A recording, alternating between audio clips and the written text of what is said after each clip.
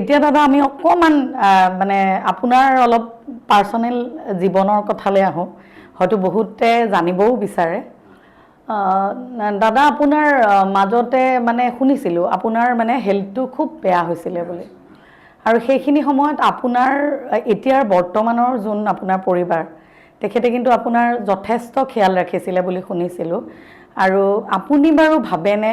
মানে কি হয় মানুহে যে কয় বিপদৰ বন্ধুহে আচল বন্ধু নহয় জানো গতিকে যেতিয়া আপোনাৰ সেই বিপদৰ সময়ত কিন্তু আপোনাৰ লগত কোনো নাছিলে হয় নাই এতিয়াৰ যি আপোনাৰ বৰ্তমানৰ পত্নী তেখেতে কিন্তু আপোনাক চোৱা চিতা কৰিছিলে এই বিষয়ে আপুনি কি ক'ব মই বৰ্তমান পত্নীৰ বিষয়ে কওঁ তো নিজিকা কলিতা তাইক মই লগ পাইছিলোঁ 2018-19ত মই লগ পাইছিলোঁ এটা ইভেণ্টত লগ পাইছিলোঁ তাৰপিছত শ্বুটিং পাৰপজত আমি তেনেকৈ প্ৰায় লগ পাই থকা যায় তাৰপিছত এটা ভাল ফ্ৰেণ্ডশ্বিপ এটা গঢ়ি উঠিল